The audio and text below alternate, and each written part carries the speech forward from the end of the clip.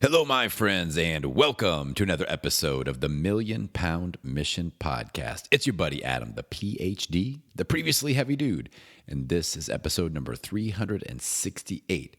We are talking body positivity, meditation, and being a mindful parent with my good friend Katie Krimitsos, and we will dive into that one in a moment. How you doing out there, my friends? Got a lot of exciting stuff going on. It's giveaway week. Let's not forget that. It is giveaway week inside of the Million Pound Mission community. I've got a new giveaway week sponsor for you. My friends at Redmond Real Salt, Redmond Life. They have put together a little Real Salt giveaway bundle that we will be giving away next Monday. So 1 week from today, if you're listening to this episode as soon as it comes out, which you should. So next Monday, I'll announce the winner on my Instagram. Now, there's 3 simple steps to entering to win. All you have to do is take a screenshot of a recent podcast episode of the Million Pound Mission. That's the first step. Second step, share it on your Instagram story. Third step, tag my account, which is at Million Pound Mission. Make sure you spell it correctly so that I see it. Each time you post a screenshot, you can do up to 1 per day. You are entered to win the Redmond Real Salt giveaway bundle.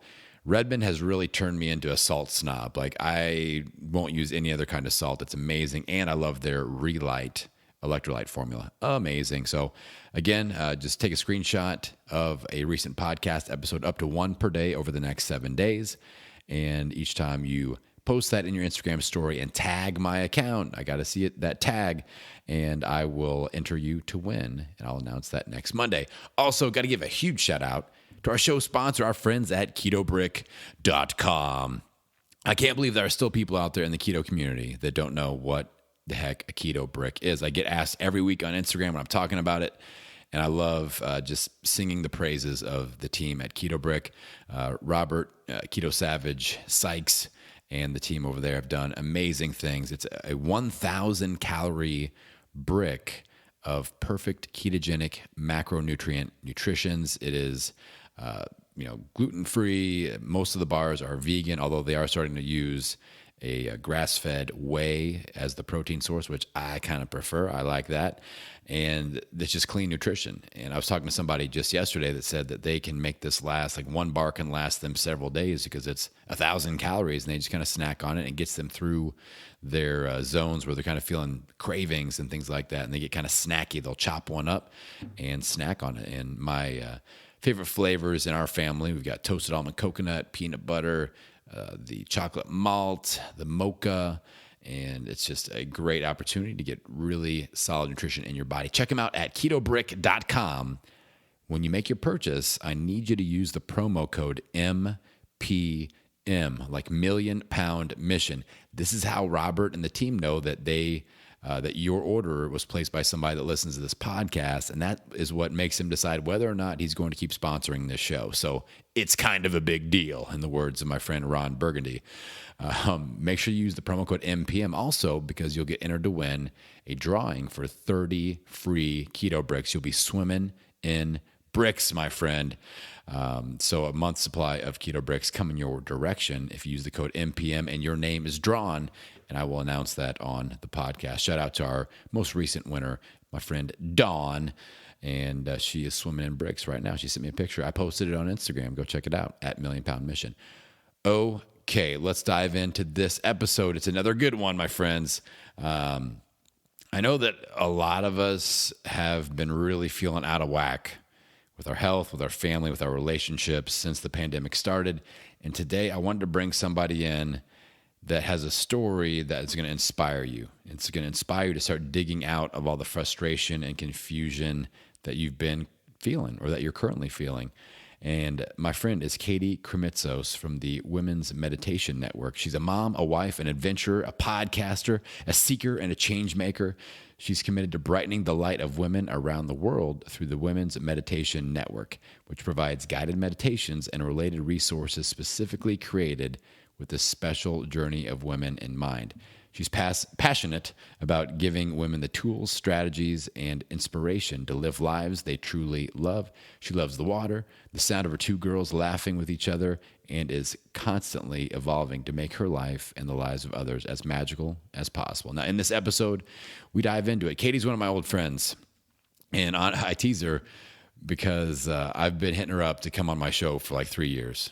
Realistically, like, I'm not making that up. Like, it's been like 3 years. Her and her husband run an amazing podcasting event called Podfest.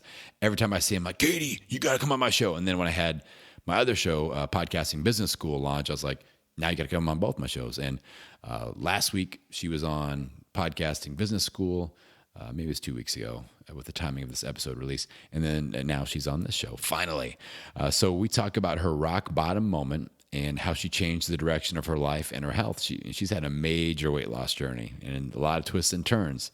And she admits doing a lot of things wrong. So that's a very interesting portion of this interview. We talk about how becoming a mom changed her mindset as an entrepreneur. She was doing 6 figures plus per year as an entrepreneur. She had her first daughter and everything changed for her and her business mindset. And she made some major sacrifices that I thought were very interesting. We talk about how she became fascinated with meditation and how that changed her health. And then we have an interesting discussion on finding balance between body positivity while at the same time not accepting poor health. Ladies and gentlemen of the podcast listenership, Katie's one of my favorite people that I've met in the world. She's awesome. I think you're going to love this episode. I appreciate you. Thanks for supporting the show. And without any further delay, let's dig in to episode 368, Body Positivity, Meditation, and Being a Mindful Parent with my good friend, Katie Krimitsos. All right, Katie Krimitsos, welcome to the Million Pound Mission podcast. This has been a long time coming. I'm excited. How you doing, my friend? I'm doing really well, Adam. I'm so excited to be here. Well, you're somebody like... I chase you down every time I see you at a podcasting event. I'm like, Katie, you must come on both of my shows. And like your husband, Chris, has been on my other show, Podcasting Business School. And he was kind of like the gateway. I'm like, I hope that he can lead me to a Katie interview. Yes. You used him as the bait. Excellent. You know how it is. But I'm really excited. So your last name is Greek, correct? Or your married last name. Yes. So I have a hard to pronounce strange last name, Scheibli, and it's German. So anytime I get a fellow strange last namer that's hard to pronounce, especially as a female, I'm interested in knowing, like, did you upgrade or downgrade your name? Like, what was your maiden name? Oh, okay. So German last name for me too. I kind of went on equal plane, actually. My maiden name is Krimitsos, very German, like 4th generation American German, with an IE in there that always gets mispronounced. Yep. I was very comfortable with people calling me Katie K all the time. And I'd just be like, yeah, Katie K's fine. So Krimitsos actually, to me, seemed a lot easier because I was like, just pronounce it out. It's fine. Like, it looks funny, but like, just pronounce it out and it's good. And you can't always do that with a German name. So yeah. The German, like, you can't be like, I before E except after Krimitsos. That doesn't work. That little rhyme doesn't work anymore. So yeah, I feel level. Like, my wife's maiden name was Simon, and I feel like you got the raw deal. Like, that's a cool last name. It's solid. It's short. It's pronounceable. Like, it sounds like presidential almost. Like, so yeah, all the vowels. Like, you need to buy a vowel. Right here, here. Now, like I mentioned, I had your husband on Podcasting Business School. I don't know this. We dove deep on your kids and their TV watching. And we talked about, like, what shows were cool to watch as dads also, and which ones we, like, hated. And Chris went off on this rant about the Wild Kratts. He's like, oh my God, the Wild Kratts, man. I can't handle the Wild Kratts. That one is definitely on antidepressants. And like, he went on this whole rant about, like, Chris Kratt. He's like, it's the fat one. It's the tall, fat one, and he's definitely on antidepressants. And you're giving my husband an old school Greek accent too, which he doesn't have. That's hilarious. I just imagine him saying it like that. He's got a little twinge of that, like, he does. That, like, whispery Godfather voice, Oh my gosh. It's funny that you say. I literally told you, like, no story you could tell me about my husband is going to surprise me. That just surprised me because I thought he loved the wildcrats because he's a big animal and nature guy. Like, we're both big animal nature folks, and so like we were so excited when we found that show because it's such a beautiful show about like learning about creatures and nature and you know keep animals safe and in the wild. Yeah, I'm And into it. yeah, and that surprises me that it annoys him.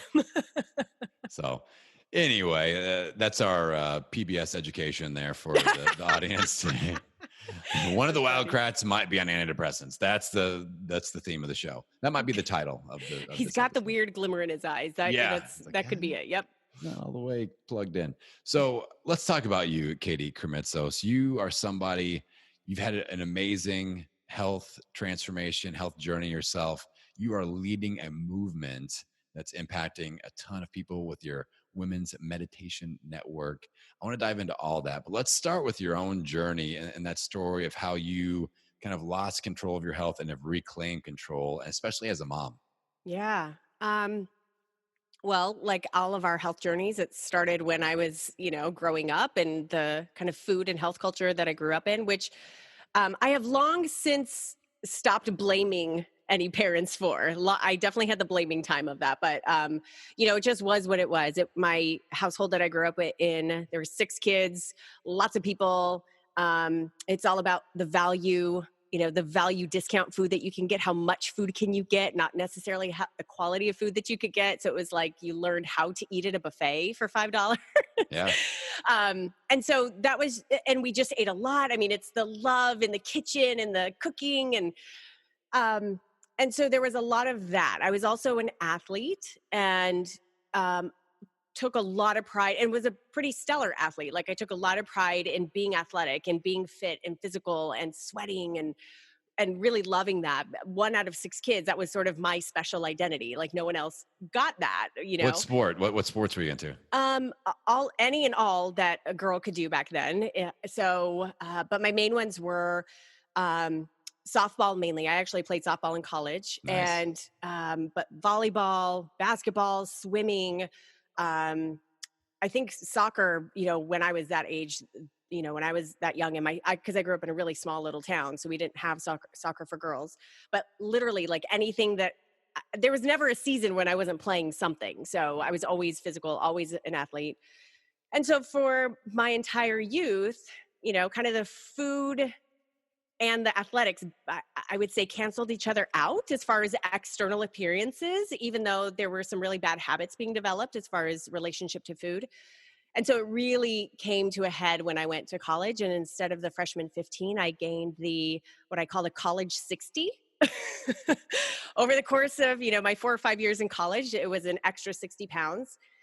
And amidst all of that, I was, finding out about feminism. I was getting really heavy into and learning about diet culture and, women expectations of women and men and ending up being a very angry feminist. And I mention that because that anger and that frustration and that desire to not want to be what that diet culture told me I needed to be sounds really cool. But what it ended up doing was it shadowed and allowed me to make okay the physical body that was getting bigger and bigger and bigger, because I was being sort of this, I'm going to be big and bold and beautiful and you will love me like that.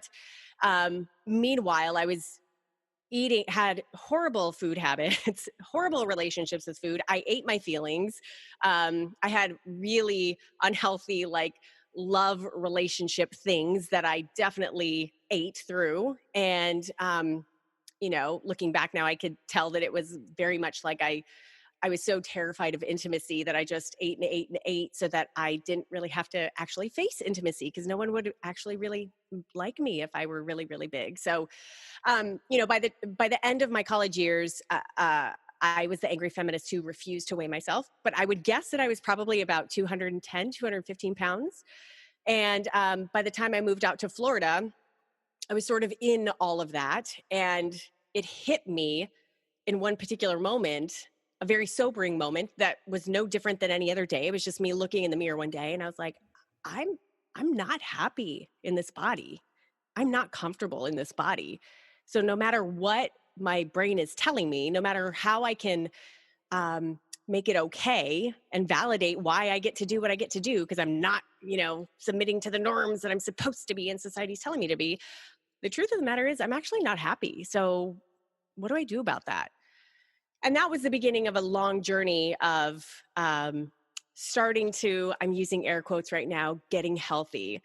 And I'm using air quotes because it started off with one girlfriend of mine, and she's important in this story because we were sort of, like workout, losing weight buddies. And that was a really integral part of what happened next. And we started sort of this health journey with the best of intentions, like, hey, I'm going to just get a lot more healthy. I'm going to get fit. I'm going to lose this weight that I just know I'm not comfortable in. I was about 22 at this time. And what happened is over the course of about a year and a half,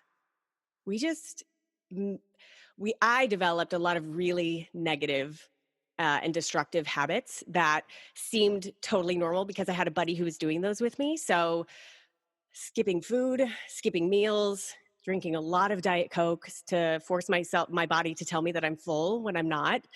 I mean, and just a disgusting amounts of diet Yeah. drinks. I would I would work out to compensate for whatever extra food that I ate. And just slowly but surely developed a really horrible eating disorder, a really bad, totally destructive, negative relationship with food, negative relationship with body. It was all about now getting skinny and, um, and feeling in control of this body that was definitely getting smaller. Like I was going from 250 pounds down to, I think within that time, my lowest was about 145 pounds.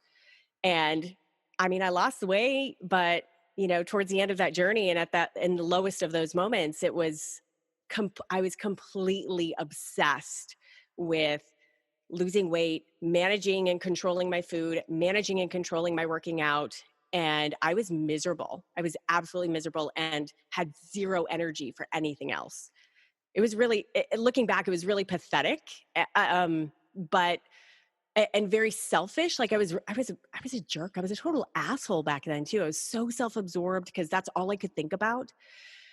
And so, fast forward, I think I was about 26 when I sort of had my rock bottom in that journey. And it wasn't anything super dramatic or sexy. It was just, again, sort of another day I was visiting my sister and the very first nephew, the very first grandkid that had been born. And I just remember I was out in Texas visiting them. And I just remember I hardly had any energy to like hang out with them. And I just could hear myself talking and being this arrogant asshole, like, how dare you have this food in your house? Don't you know how unhealthy that is? And I mean, all of those things, like super judgy.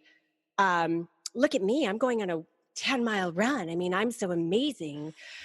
It was just really bad. And so fast forward, it was just coming home from that trip that was like, this is not me. What am I doing here? And so I went into a 12-step program shortly thereafter called OA, Overeaters Anonymous. And over the course of a couple of years, just unlayered, unlayered. Did a lot of personal work to get to really dig through what that eating disorder was all about. And then, I'm trying to condense this, but pretty much on the other end of that. And since then, that was when I was 26, 27, and I'm 41 now. And it has been just a daily, weekly, and annual evolution of relearning what food is, relearning what is good for my body in any given moment. And in my humble view, ultimately getting to know myself very well so that I can say, what does my body need? What is my, what do I want to eat? Really learning what we now know as and what we call like intuitive eating. But even bigger than that, really intuitive knowledge of body and self. And therefore saying like, okay, do I need a hard workout today? Do I not? Like, I know I'm on this quote unquote, like awesome program right now, but do I really just need to rest? And can that be okay? And really allowing that to have a deeper and deeper connection to like holistic self and health. So that is a very, It's very shortened version. well, it's interesting like my audience is a few bells and whistles are probably going off because our stories, especially from like high school to college, are very similar. Like that's when I gained all my weight. I stopped playing basketball. I was lifting weights, kind of justifying my weight gain. It's all muscle. And then all of a sudden I weigh 300 plus pounds when I come out of college. I'm like, this isn't all muscle. Yeah. Uh, Yep. and being one of those people that's like, to this day, you enter me in an eating contest, I can crush it. You know, like Yeah. I did one locally, just kind of, I had already gained control over my issue. But I ate 12 pounds of pizza in an hour by myself, and it was hot too. Like it was a warm pizza, like not Oh like my spicy gosh. hot, but warm hot. Yep. Yep. That was, and I got on the wall of this pizza restaurant in town. That's kind of a joke. Like, let's have the fitness guy do it. But I can still like, I know that you get a pizza, you get cookies, you get tacos and things like that. Like I have a hard time pulling on the brakes on those types of foods and just, Yeah. understanding. But one of the things that surprised me the most is you talk about how angry you are. Cause I have it in one of my notes. I'm like, every time I see you, you seem so content and so happy and like this like sparkle in your eye. Like I'm like, every time I see Katie, she just seems really like you seem like I knew you'd lost weight, but you seem like a person that has released a lot of weight mentally, physically, like pressure wise. And you just seem Yeah. like I'm good. And Yes. and like you and your husband Chris run this giant event, and I know how stressful it is. And your event is way bigger than anything I've done. I'm like, she seems so damn chilled out, like with all this. So that was a huge surprise. But I want to go back to the point that you were talking about with like the body positivity movement and that line of understanding that, but also trying to be healthy at the same time. I've had this Yeah. conversation with several women on the show, and I feel like it's a really important conversation to have because, like you said, a lot of times women especially will use that as a veil or an excuse for poor health. Yeah. And like you got to be in love with yourself and accepting of who you are, but also accept the action and the ownership over your health. And that's a hard pill to swallow. So could you just take us back through that and how you kind of made that delineation and said, okay, there are two separate things happening here. Yeah. Absolutely. And I 1,000% agree with you that it's a really fuzzy gray area. And I think for me, just little by little, just the realization that what I could believe in and still do very, very much so believe in this sort of anti-diet culture. I have two little girls, believe me, like I'm doing my best to make sure that they, as much as I can, are not as bombarded with the crap that I was. And I know so many other young girls are and have been throughout our lives, but it was just this recognition that like I could honor that and believe in that. And it was this distinction between who I am and wanted to be separate from that movement and everything that's alive and beautiful about that movement. You know, and this really is like just a foundational core concept about everything that I believe in and how I approach life, and most especially with and through the meditations. That at the end of the day, like we can talk in terms of global movements, you know, big time norms, community beliefs, all those sorts of things. And that's great. And at the end of the day, we are in charge of one person, ourselves. And our job, our biggest job in this world, bigger than being a parent, bigger than being a spouse, bigger than being a a community member, bigger than being a member of our family, our number one job is to know ourselves. And in knowing myself more and more throughout all these years, and most definitely during that time, the deeper I got into myself, the more clear it became, this is what's best for me. And then I would address the you know, that juxtaposition that I would feel, that pull that I would feel going, well, this is what's right for me, but that movement's telling me that I should be okay the way I am. And at the end of the day, I'm like, the movement is not my life. I am my life, and I am the one living my life every single day. So at the end of the day, my voice always wins out, always. So, you know, it is constantly and I still have this to this day. And I'm so grateful that I don't have it nearly as much as I think many women do, and nearly as much as I did.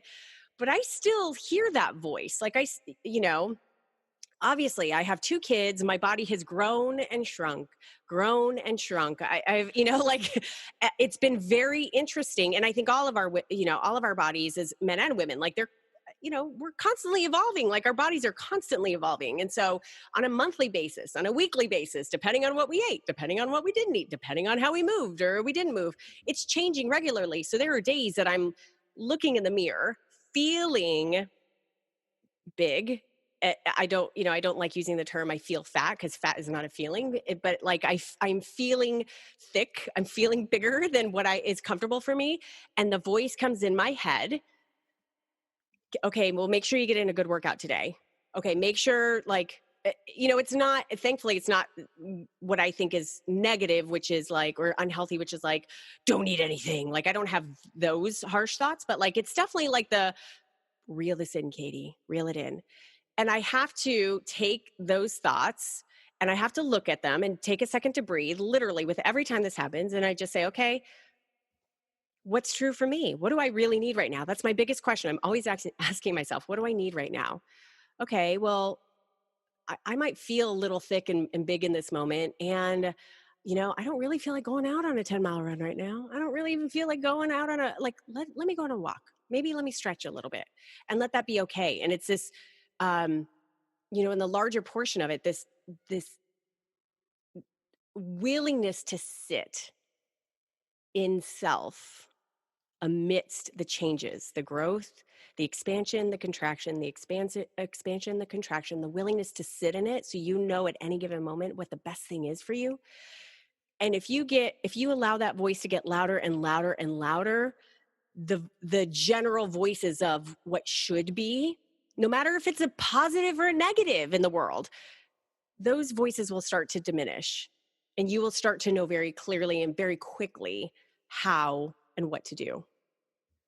And I agree 100% that like that little voice in our head, that self-talk that, I hear my clients talk about all the time, my listeners, I'm in my head, or sometimes if I really get on a good tangent, they're like, you were in my head. I'm like, oh, I hit that one out of the park. Yep. But being in our head from a weight loss and health journey, like that's something that everybody struggles with. And a lot of times I feel like there are people out there, they're like, I'm the only one that does this, that beats myself up. And like I've coached over the last 2 days, I've had like a dozen of my coaching clients, and almost every single one of them, I'm like, listen, you got to take some pressure off your damn self. And like, you're heaping all this on, and maybe this isn't the season where we sprint forward for the next few weeks, because I coach a lot of educators for whatever reason, and they're figuring out the school situation. Yep. And there's some of them are doing live, some of them are doing halfway and virtual stuff, and they're very stressed out. I'm like, this isn't the season to put all this pressure on ourselves. Like, I'm going to drop 20 lbs this month. I'm like, it's just like, let's make good choices. Let's win the next moment of decision. Let's learn how to handle stress and get out of our own head. And it's just, it's a hard thing to deal with. And it seems like, especially like for parents, especially for moms. And I know that you, like, since you became a mom, have you noticed any shifts? Because now you are a mom of girls. And so it kind of, like, I'm very aware of my daughter, especially. I have a son and a daughter, but like the not having those stereotypes ingrained in their head. So how have things changed for you since you became a mom? For me personally, first off, I should say, just because of my history, there was a point in my life where I was actually scared to be pregnant, because I was so scared that I wouldn't lose the weight. And and I was scared I would have the mom bod forever. And you know this because you and I are business owners. I think this is true for most every business owner, and most especially for athletes too, or anyone. Like, you get what a big deal a mindset shift is. You get it, right? So right before I had my first daughter, I remember just literally just deciding, I was like, I'm not going to have the mom bod. I'm going to get in the best shape of my life after this. And it wasn't a negative thing. It was just all like, boom, yeah, okay, I decided. So no joke, like within, I think about 9 to 10 months after she was born, I legit was in the best shape of my life, my entire life, like even far surpassing even my most athletic days. And I felt great. It was wonderful.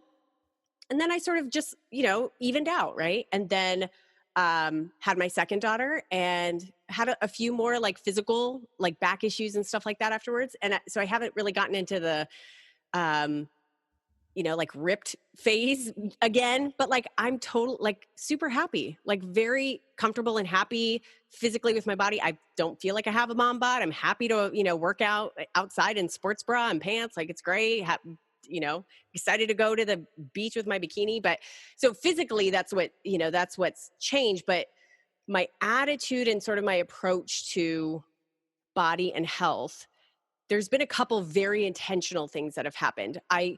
I knew that I wanted to speak very positively and mimic, our kids are mimicking what they see. Like I wanted to model body love and true body acceptance. And so, like absolutely do not speak negatively about my body. I long ago stopped that habit, but I'm very conscious of definitely not doing it around my kids. Like I don't want them to ever hear me go, oh, I look fat in this, or, oh, I feel, no, that is an absolute no. I, walk around freely in the house after showers and stuff, just like without clothes on. And there's no, oh, cover me up, like none of that. I want them to see what it looks like to just be comfortable in your body. Like we go to the pool and I'm in my bikini and I'm not even bothering covering myself up with a towel. Like I'm just like, cool, yep, carrying the kids, like let's go. Like there's no such thing called there's no shame in this body, right? So I want them to see that. And then my communication to them is very much like you're beautiful from the inside out. You're beautiful just the way you are. You're amazing the way you are. You're perfect just the way you are. And when it comes to the food, so I have a very good friend, Nicole Cruz, who teaches, she's a dietitian, and she teaches parents, in addition to her having a practice for a long, long time, she has dealt mostly for, I think, 15 or 20 years with girls, teenagers who have had eating disorders. So she at some point decided, like, I actually want to put myself out of business. I want to help teach parents how to teach their kids how to have healthy relationships with food. And it's a complete flip from what we're actually taught. So I'm mentioning this because it's been a huge portion of how I'm teaching health and food and overall love of self and care of self to my girls. And I've brought it into my family big time. So the thought process there is, there's no such thing called healthy food or not healthy food. All food is food. And my girls are almost 5 and almost 2. Like there's no reason to teach them this is bad food, this is good food. That's not a thing. So my job is to teach them, they call it the division of responsibility. My job is to put the food on the table. Their job is to decide what they want to eat and in what order they want to eat it. And that's sort of a main component of this whole approach, which is it allows them to be empowered in learning what food feels good in their body, what food they like, what food they don't. There's never anything called eat this and then you can have dessert. Eat 2 more bites of that and then you can have this. There's no such thing called food as, the proverbial carrot, like, I'm hanging this over your head. Or I've really tried to cut down on using the word treat. Like, I just want food to be food. Like, food is food. There's a lot in this way of thinking. There's a lot more like desserts served with dinner, and my kid can choose to eat it first, and they can choose to not touch it. Like, it gives them the power to learn intuitive eating. And some days they're going to eat all the dessert and 1 bite of broccoli, and the next day they're going to eat all the broccoli and not touch their dessert. And it's incredibly counterintuitive and scary, and it works. It works. Like, it just works. So that has been a very big deal. And then just really, again, I think the biggest thing has just been me being even more deeply aware of who I am in body and with food, so that they can see that they can see that modeled. I think it's interesting, just the thought of downplaying like the obsession over food, like not allowing that to exist. That's huge. So question, I feel like I know the answer, but I want to clarify, because I know my audience will have this question. So if you put their plate out there and they have their options, are they allowed to say no and go get something else from the refrigerator, or is that like these are your options, and that's what you got to stick with. Yeah. So I want to caveat this by saying I don't do this perfectly by any means. But the idea is that, like, they have one of those cute kids plates that has all the compartments in it. So they have that, and it's like whatever's for dinner, and there's a lot of it because there's a lot of little containers, so there's a lot of options. And then I might put like marshmallows in one of them, or even like half of an ice cream sandwich there. And there's no like, oh yay, we got dessert with dinner. Like there's none of that. It's just there. And yes, the idea is like, here's the food. That's what's for dinner. Now, I'm sure like 50% of the time, my almost 5-year-old is like, he takes 2 bites of everything. And then like half an hour later, it's like, I'm hungry. And I've tried the like, well, here's what was for dinner. But, usually I'll be honest and I cave in and I'm like, okay, toast with butter for a snack. So I do not have that down packed. And, Nicole, again, is a friend of mine. So I will talk to her about that. And she says, just being an intuitive parent, you have to decide, is this the time to like really say, no, this is what's for dinner? Or maybe there's times where it's like, okay, fine. Like, what do you want? Yeah. But that's kind of the goal. Like I get that as just a goal. My friend Danny Vega has the same thing, and he's a little bit more. I think it's easier for the dads to be intense because you like house these beings in your bodies for 9 months, and there's that like visceral soul connection, and you're like, but they might start crying, and it kind of breaks you down a little bit. And dads, like I heard, random fact of the day, I heard that offspring in all species initially look more like their fathers than their mothers because that's like a defense mechanism so that fathers don't eat the kids. Yep, I've heard that exact same thing. Yep. So we're a little more intense with these things, like, let them starve. The plate is the plate, young lady. So yeah, that makes sense as a goal, though. I think that's a great way to go about it. I get a lot of questions around that, and a lot of people blame their damn kids. So like, but my kids have to eat ice cream every day, and how am I supposed to stay on low carb or whatever when they're eating all the ice cream in front of me? And so that's called ownership as an adult. So that's that's total like. Yeah, that's total like you've got like, and I say this because I can recognize it. Like you've got some work to do, Katie. Like if you're getting triggered by something's going on with your kids, that's your issue, not theirs. Yeah. And you said something at the beginning of this comment, which is that's the point with the kids, is to take away the energy around food. Good energy, bad energy. It's just food, and their job is to learn how to have a relationship with it, learn how to manage it on their own, learn what feels good. I mean, of course you're teaching them nutrition, but at a very in a way that's just like, this gives you energy. Look at how great it is. And, giving them, releasing them from the very narrow view of what healthy food is. If you release that, then they don't feel the pressure to have to eat certain things, or that they're not a good person if they don't eat those things, or if they really like sugar and they want to have that all the time, like they're a bad person because sugar is bad for you. Like, it just, once you start getting into that approach, it starts making complete sense. Like, and it's been incredibly helpful in really unraveling a lot of those, in my opinion, really fucked up food norms. Yeah.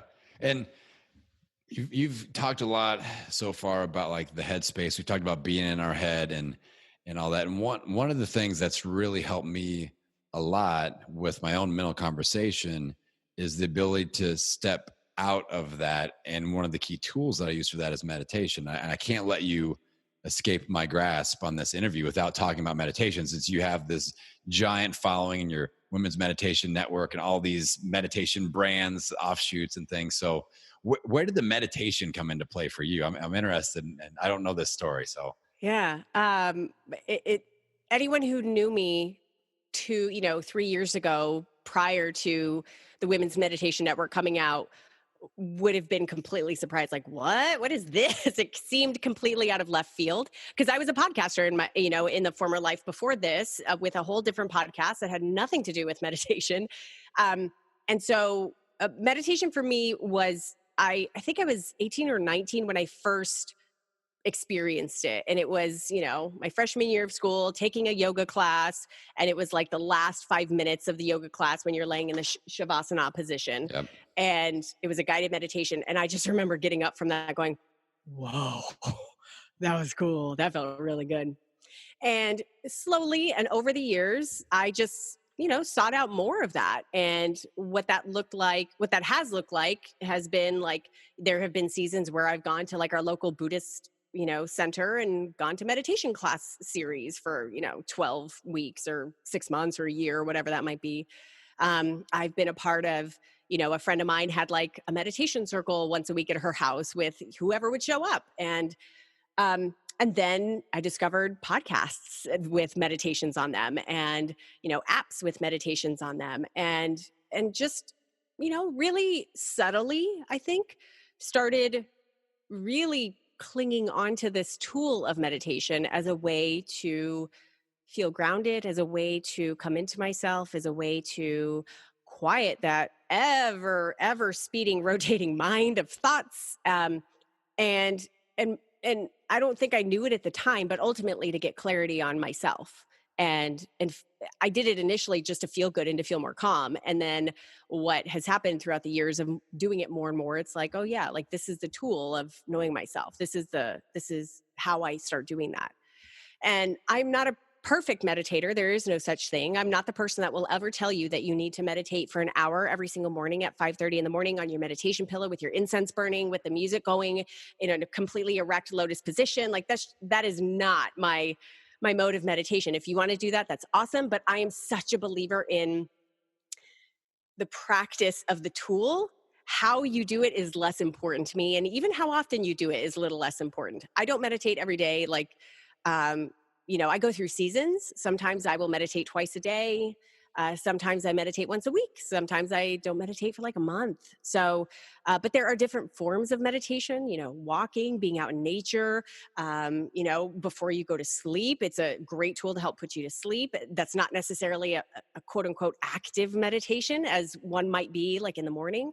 So yeah, for me, it was just really seeing how powerful the tool of meditation could be for me to get to know myself, for me to transcend some of the limiting beliefs that I had, for me to um, create opportunities to give me a little bit more spaciousness inside so I could let go of some of those heavy things that I carry and get a little bit more clear on like, okay, what do I do now? I was super stressed about that, but like, what can I do about it? It always and still does gives me just a clear head about how to approach life in a particular moment. So, yeah, so I just always believed in it. And the Women's Meditation Network came about because, um, you know, uh, back in early 2018, so about 2.5 years ago from when we're talking right now, I was super deep into that whole other, past business called Biz Women Rock. And it was like a coaching model. And I had this great podcast that was very, wonderful and consistent and helped draw people into my circle. And I was doing business strategy. And so I had clients, I had masterminds, I had online education, and I did that for, um, I had it since 2014. So in total, I had done it for about 6 or 7 years. And, and so at the beginning of 2018, I was, strategizing on what the year ahead was going to look like. And at random, I had sort of come up with this idea of having a meditation podcast, but I didn't really do anything with it because it was very like, it was definitely like off, of what the main core business was. And then fast forward a couple months, we got pregnant with my second. It was April of 2018. And legit, like I had immediately all of these massive plans that I had to like triple business for 2018 in that prior business that were already coming true, that were already on its way of happening, very realistic. It was going to, it's going to bring me to like 300,000 this year. It's going to be great.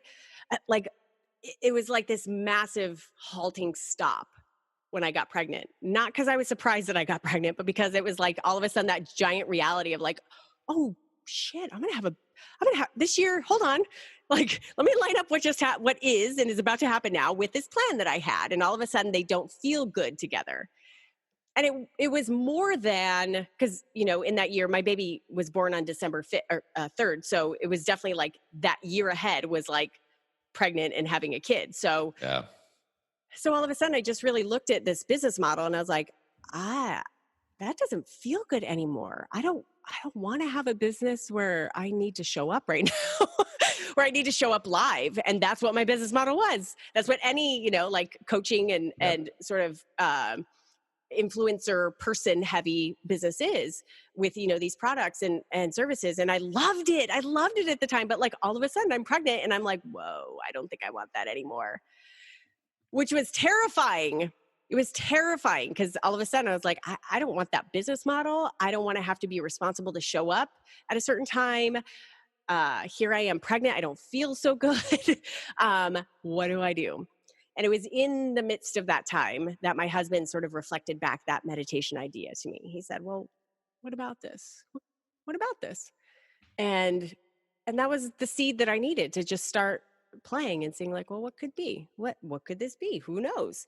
And I'm very lucky and grateful that my husband happens to be a genius, media and podcasting strategist. And Yes.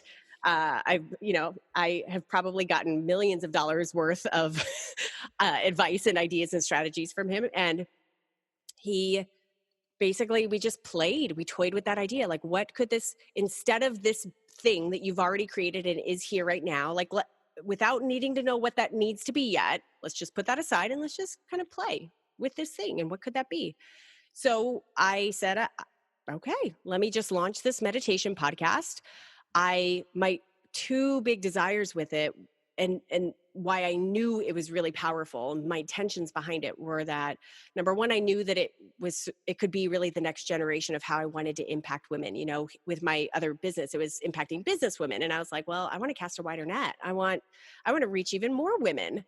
And so I knew I could do that, and I could do that in a way that was more like subconscious. I could really get into their minds, and through my words really impact how they felt that day and how they felt about themselves. And that still, like, get goosebumps thinking about the power of that. And then the second was that I wanted a business model that was more of a time freedom business model. I wanted a business model that I didn't need to show up for anyone at any given time. My kids could be sick and I didn't have to move the world and apologize to clients for it. Um, I wanted to be able to create content on my time and do it in a way that allowed me to be as much of a mom as I wanted to be at any given moment of my journey. Um, and I knew that that was the model, that could do it. So here we are 2.5 years later. No more Biz Women Rock. I let that go at the end of last year. It was and it was bittersweet because I still loved it. That was like letting go of a baby that I still Yeah. loved. Like, I still really love that business, but it's not for this season. But the beauty of that has been that I've been able to put 100% of my professional energy into the Women's Meditation Network, and that has produced the outpouring because of that focused energy, and it's just gone gangbusters. It's interesting. 'Cause our stories are fairly similar again. Like at the end of 2019, I sold my gym, and that was kind of a big, like, that was my main income earner for a decade. And that was a lot of who I was. But I didn't like what was happening with my schedule, my time demands, and things like that. And I know that I could go full time as a podcaster, an online entrepreneur and coach. And then COVID hits, and I'm like, this was absolutely the best choice because my kids were home with dad for months and months and months. I was teacher, I was dad, I was online entrepreneur guy. I'm like running upstairs, like, here's the iPad. You can't do the iPad and the TV because I need bandwidth for my Zoom chat for my interview. And you guys have to be super quiet. And they're like, okay, daddy. But like, just the ability to do that and not go like, oh, grandparents, here you go, or babysitter, or just, a lot of people are just kind of screwed but I feel like it takes a lot of courage as a parent and as an entrepreneur to let things go, to sacrifice that for your own well-being and for your family's well-being. Like that's a hard decision to make. So I really applaud you for doing that, Katie. And I think that as somebody that's made a choice in a similar vein, like, I know how hard that is. Yeah. Oh, well, thank you for that. I appreciate it. And I have to say this because it's very pertinent to the whole story, which is I have a very low tolerance for unhappiness. And so I'm not willing to do life if it's making me miserable or if it's just not, if it's just okay. Like, I don't believe in an okay life. I'm not that person. I want a flippin' stellar, mind blowing, send ripples through the universe kind of a life. And if there's too long where I'm going without that, I know shit needs to change. And, so the other piece is that I have a husband and a partner in this life who, truth be told, is a lot more quote unquote risky than I am. He's been an entrepreneur since he was in diapers. And so he's very comfortable with doing things that are off the script. And so when I came to him and said, I don't want to do this anymore. And I should say that 2.5 years ago, my business was taking care of our household for many years. And so, it was like this, like, okay, I don't want to do this anymore. I've got X amount of more dollars until that business runs out. And I don't think that this new business is going to be ready by then. So what do we now do? And he's like, I got it. Don't worry. I got it. Do what you love. And I still remember this. I've never, I'm 41 years old. So ever since I've been working, I've always paid my own way. I've always paid my own bills, like always. Even when we got married, it was just definitely like, okay, like what am I, So I still remember the very first month that he paid all the bills and I paid zero into the household. And I was having such an identity crisis. And I came to him and I said, okay, but I'm feeling all of this. And like, my identity is really being challenged here because I need to like contribute. And he looked me straight in the eyes and he said, hey, if it's that important for your identity to contribute to this household, then go back and get some clients. You're more than welcome to do that. But I don't think that that's what you really want to do. If you really want to make the impact that you want to make in this world, we're a team and I've got this right now. And I was like, oh, okay, cool. And that is a very precious gift to have. And it's, I'll be very honest. It's 2.5 years later after I launched, or 2 years since I've launched that show. And it's just now getting to a space of beautiful profitability. But the beautiful part is that I knew going in that it would take a while. And when it started,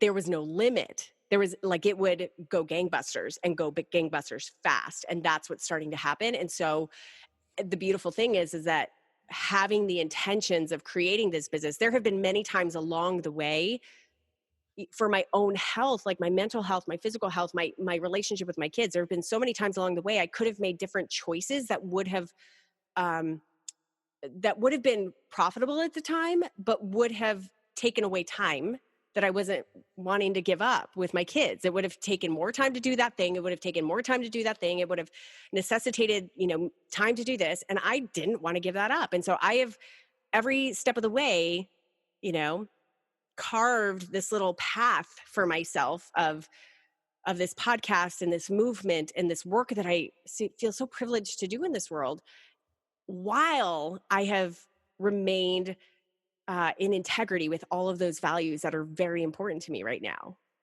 and that coming straight back down to like meditation and why I do that, because constantly through getting quiet with myself, that's when I know, like, yeah, this is the right thing, even though this is the long-term play right now. That's the right thing right now. I don't want to give up this time with my kids. My kids are small right now. I don't want to send them to daycare 40 hours a week right now. Like, I don't want to. So, or I'm not willing to give up this time or whatever that is, like, and that has felt good. And I've only known those answers along the way because of my dedication to just knowing myself and knowing what's best for me. Well, that's just so well put, Katie. And there's so many people out there that are trading away their life and their special moments just to get more work done or for more stuff, and trading stuff for special moments. Like, just to me, as a dad that really enjoys being a dad, and like those moments, man, I wouldn't trade anything for that. And like the last 4.5 months, my kids call it the longest spring break ever. It's like, spring break has really been awesome, Dad. I'm like, it's August, That's great. That wasn't all spring break. I'm trying to explain that to my fourth grader and kindergartner. That wasn't all spring break. There was a pandemic thing, and my daughter's like, "What's a pandemic?" And I'm like, "Pandemic." So yes, you're right. It was a long spring break. Put on your mask, and we're good. So, but just those moments are so special. And I love hearing stories like yours. And I feel like you just put it so well. Like I said, you seem like a woman that's empowered and happy and just comfortable in the shoes that you walk in. You know what I'm saying? Yeah. And so I applaud you for that.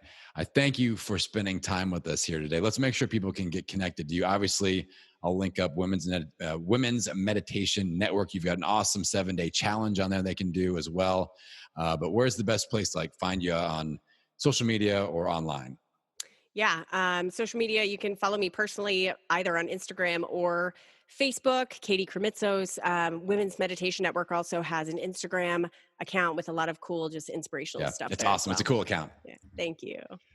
Awesome. Well, Katie, I appreciate you. You're doing great things for a lot of not just women, but all types, men's and women's. And again, I just enjoy your positivity. So thanks for sharing some time with us here today. Thank you, Adam. I really appreciate it. Thank you so much for having me on. All right, everybody. You know what time it is? It's time to set those implementation alarms. Over the next 24 hours, what are you going to do to take action? If Katie gave you a great idea that really sparked something that you're like, I need to do that or take action in line with that, what's that going to be? Set the alarm and take action. Knock over that first domino in the next 24 hours. And that, my friends, is how we get out there and own it every meal, every workout, every day. I will see you on the next episode.